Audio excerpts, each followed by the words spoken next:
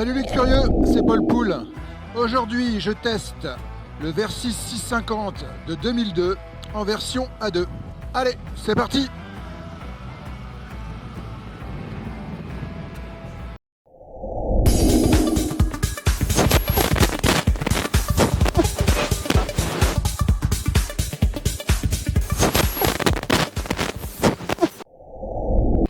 Donc les curieux, aujourd'hui, essai du Versys 650 version 2002.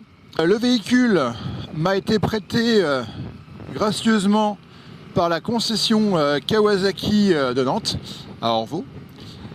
Donc je fais un essai sur un véhicule sur lequel il n'y a pas eu d'option rajoutée, si ce n'est que cette moto est en pack Touring.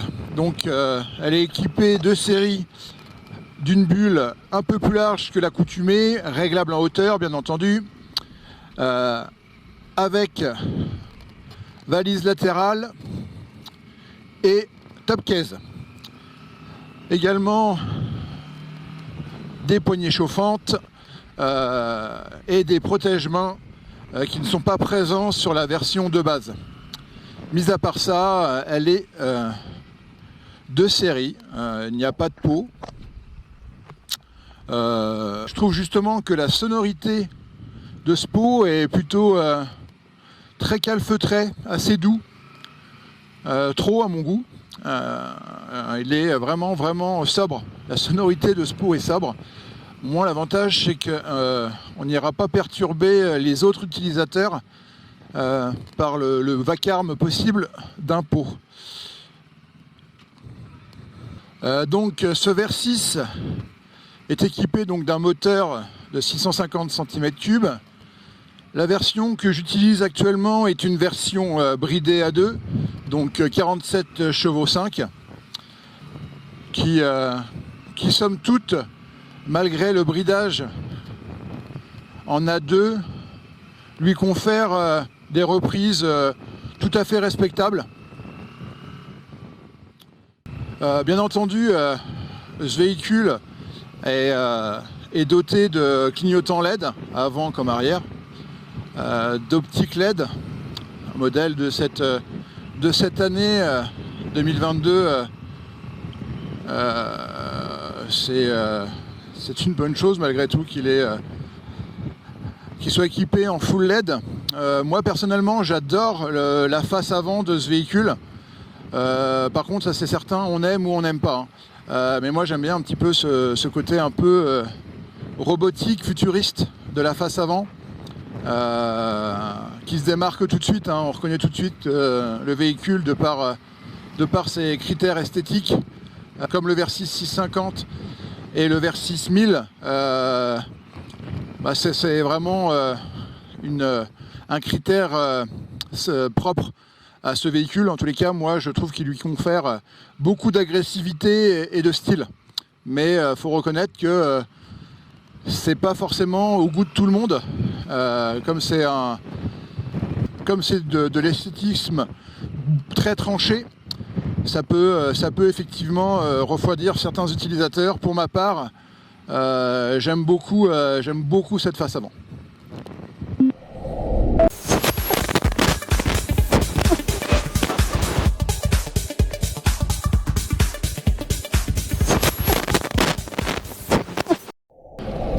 Sur départemental, ce véhicule est mobile, agile. Il est souple d'utilisation. Le châssis me semble assez précis. Donc forcément, l'utilisation que j'en ai aujourd'hui est limitée par le temps. La concession me prête ce véhicule sur une quarantaine de minutes. Donc je vais essayer de faire une synthèse assez concise de mon ressenti. En tous les cas, pour le moment, sur les 10 premières minutes d'utilisation, je trouve le véhicule plutôt sympa. La bulle, qui elle est réglable en hauteur, lui me confère une protection plutôt significative. Je suis bien protégé, en tous les cas pour le moment au niveau des épaules. J'essaierai un peu plus tard sur une voie rapide voir l'efficacité de la bulle avec une vitesse un peu plus importante. Mais là, pour le moment, je trouve que ce véhicule est plutôt sympa d'utilisation. Le seul bémol pour le moment que je trouve, en tous les cas pour moi, mesurant 1m90, c'est l'assise. L'assise, je la trouve ultra basse. Je me sens engoncé sur la selle. Je me sens pas en mon aise en tous les cas. Moi personnellement, c'est certainement dû à mon gabarit. Je fais quand même plus de 105 kg. Donc je pense que je prends un peu de place là sur la selle. Et de ce fait, je me sens étriqué sur cette selle. Et je trouve que la selle est, pour moi, en tous les cas, trop molle. Elle manque un petit peu de fermeté. Et je me sens très très vite en contact avec le réservoir. Je me sens pas mobile dessus. Mais ça doit être certainement lié à mon gabarit. C'est pour ça qu'il faut prendre avec vraiment mesure mes propos, car chaque gabarit aura un ressenti différent, surtout au niveau de l'assise. Je suis très lourd, donc forcément la selle va être de ce fait énormément sollicitée. Une personne plus légère et moins grande n'aura pas les mêmes ressentis que moi. En tous les cas, au point de vue confort. Ce véhicule est également équipé de séries de poignées chauffantes qui sont réglables sur plusieurs degrés d'intensité de chauffage. Donc c'est intéressant. Également, cette série, ça n'a pas été rajouté. Le véhicule de série a également les longues portées. Donc c'est le bouton qu'il y a ici, là. Je trouve que ça donne non seulement forcément beaucoup plus de luminosité lorsque vous conduisez de nuit, mais je trouve qu'esthétiquement, ces longues portées s'incorporent super bien sur le véhicule. J'aime beaucoup. Donc là, je vais faire une petite accélération pour voir un petit peu les performances de ce moteur bridé. Bah, ça marche, hein, ça marche largement assez pour perdre quelques points sur son permis. Hein. Je vais essayer quelques petites routes sinueuses. Je vais y aller tranquille parce qu'il a plu quand même malgré tout. On va pas aller se vautrer avec une moto de près. Pas envie de payer une petite caution de 1500 €. En tous les cas, ouais, ça se comporte bien. Hein. Je suis pas non plus sur des vitesses hallucinantes, mais je trouve que ça se comporte super bien. J'avais pas fait attention, j'ai démarré le chauffage au niveau des poignées, et effectivement on voit le petit bouton vert s'allumer là, et je le sens tout de suite, c'est immédiat. Hein. Le chauffage il est vraiment présent, et je pense que ça doit être intéressant l'hiver, sachant qu'il y a le protège-main qui permet de conserver cette chaleur là. Je pense que ça doit être appréciable l'hiver d'avoir ce genre de système.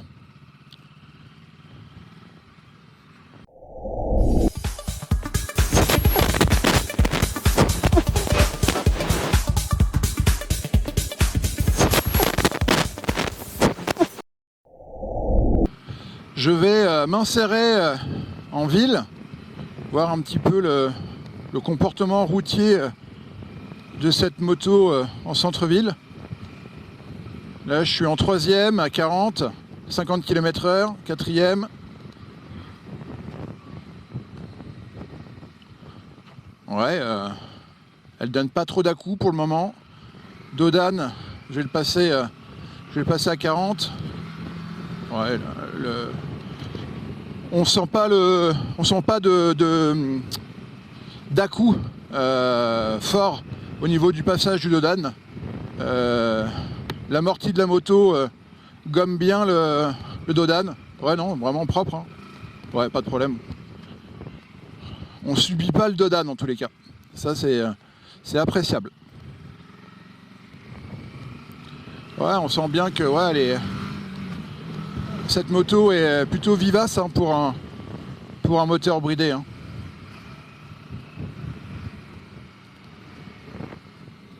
Le compteur, quant à lui, est, je trouve, plutôt lisible. On a toutes les informations qu'on a besoin en lecture instantanée. Pas bien, j'ai pas mis le clignotant. Vitesse engagée. Là, pour le moment, je suis en mode 1. Donc le mode 1, c'est le mode le moins intrusif, dans le sens où la moto est complètement libérée. Elle est en mode road, je pense. Chez Kawasaki, ça doit être road. Donc vous n'avez pas du tout de mode, d'éléments intrusifs à l'injection. Le mode 2, je crois que c'est un mode pluie. Et forcément, donc vous avez en information le kilométrage instantané, les kilomètres parcourus du véhicule et les kilomètres, et également les kilomètres parcourus en instantané, les trips. Vous avez l'heure, la température de l'eau et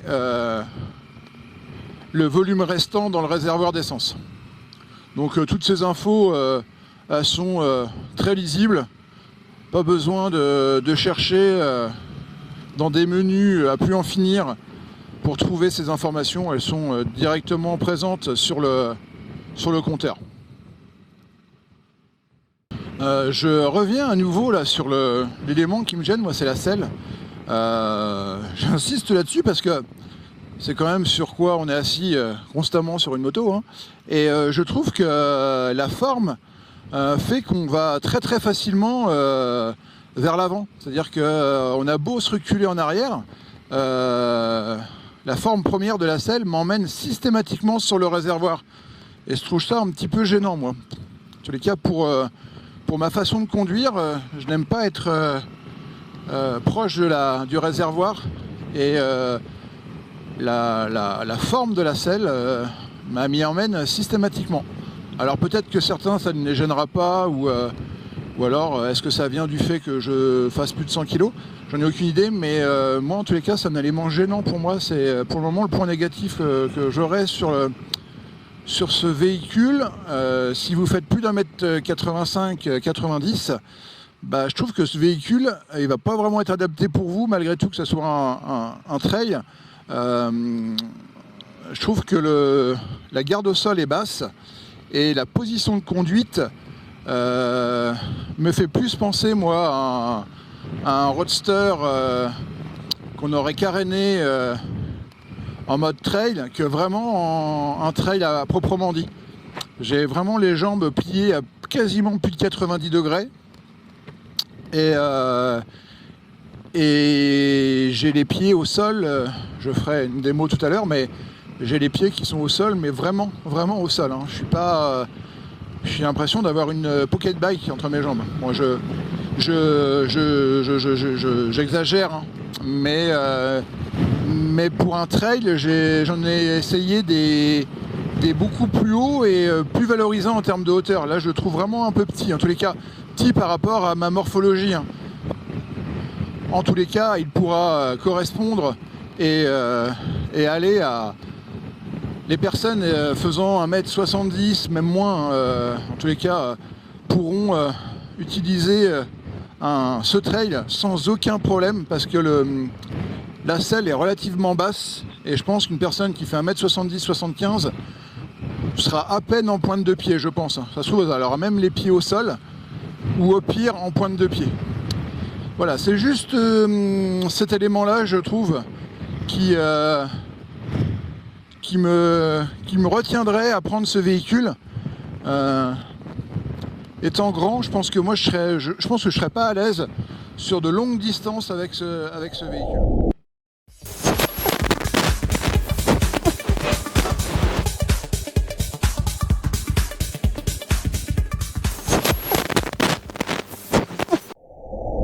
Donc je vais essayer un petit peu la souplesse de ce moteur. Donc je suis en 3e à 40, j'ai passé à 4e, je suis à 50, la 5e, ouais. La 5e à 50, il n'aime pas trop. Ce bicylindre, il commence un petit peu à donner des à-coups.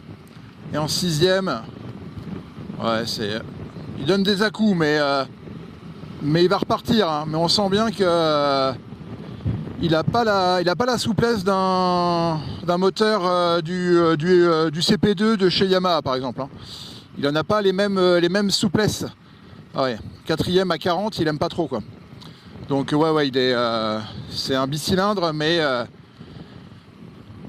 où les capacités de souplesse sont vraiment limitées et limitantes.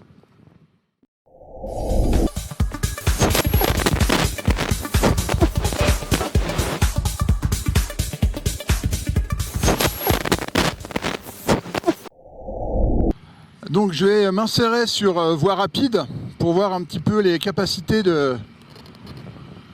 que lui confère ce moteur. Mais c'est vrai que ce bicylindre n'a pas les souplesses que j'aime retrouver sur un 3 ou un 4 cylindres. Mais bon, après, voilà, à mesure gardée, il y a toujours pire, mais il y a aussi mieux. Je dirais que ce moteur fait pas partie des meilleurs moteurs en termes d'agrément de reprise et de confort d'utilisation. Donc je vais faire un essai, je suis en 5e, donc à 80 km/h. Je vais mettre gaz.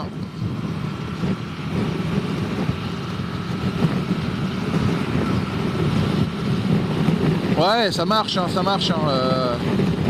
Mais pour un bicylindre, on n'a pas le coup de pied au cul du CP2. Hein. Ça, c'est une certitude. Hein. Mais ça marche suffisamment malgré tout. Hein. Je vais refaire une accélération en 6e, je vais me mettre à 80. Hop, voilà. Je vais mettre gaz sans rétrograder. Je mets gaz. Ouais, c'est pas foudroyant. Hein. Ça marche hein, largement assez hein, pour une utilisation quotidienne. Mais je trouve que cette version A2, donc bridée en 47 chevaux 5, on sent bien le bridage. Ça c'est une certitude, le bridage il est là et on en a bien conscience. Mis à part ça, la bulle, je trouve, de par mon mètre 90, me protège bien. J'ai quelques petites perturbations sur le niveau supérieur, donc le niveau haut du casque. J'ai pas trop de vent au niveau des épaules. Je dirais que le flux d'air il est sensiblement partie haute du casque. Le reste est bien protégé.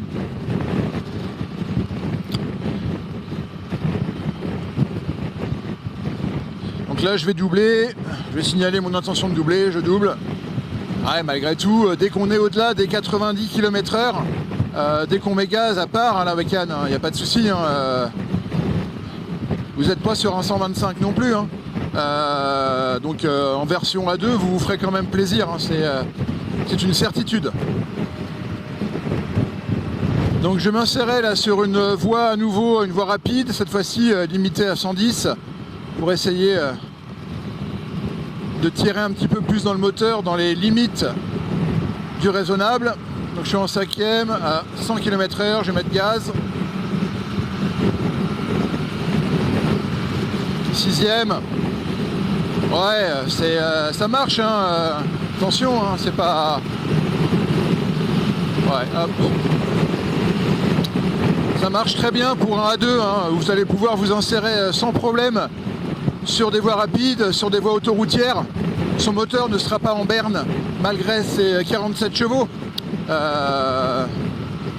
Je pense que c'est un compromis intéressant pour un jeune conducteur qui vient d'obtenir son permis A2. Il se fera pas peur et c'est un moteur qui est quand même plutôt péchu. Hein. Une fois débridé, vous aurez vraiment la quintessence de ce moteur. Je vais me mettre donc à 110, hein, c'est limité à 110, je vais mettre à peu près aux limitations de vigueur pour voir un petit peu le confort routier. Ouais, on pourrait sans problème cruiser sur des vitesses comme celle-ci, voire sur des vitesses autoroutières à 130. Le véhicule il bronche pas, hein, c'est hyper confortable. La prise au vent, elle est présente, mais elle reste tout à fait acceptable.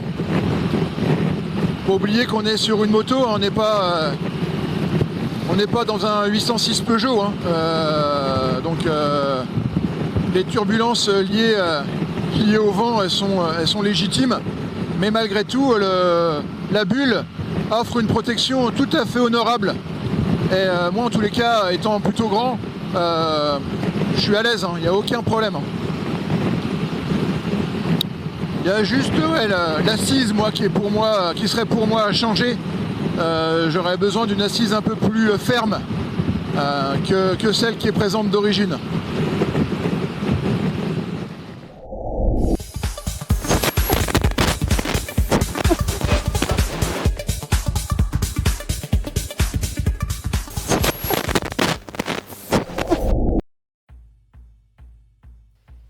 Ça y est les curieux, la vidéo prend fin. Donc j'espère que vous avez pu apprécier l'essai de ce Kawasaki 650 V6 version A2, année 2022, le tout nouveau millésime. Pour ce qui est des entretiens, je me suis renseigné auprès de la concession. Cette dernière me fait part d'une périodicité, dans un premier temps, de tous les 6000 km. Donc c'est un tout petit entretien, vérification a priori. Et d'un entretien avec une périodicité de 12 000 km. Donc la première révision, la plus grosse, enfin l'une des plus grosses, est à 12 000. Il faut compter à peu près dans les 180-200 euros.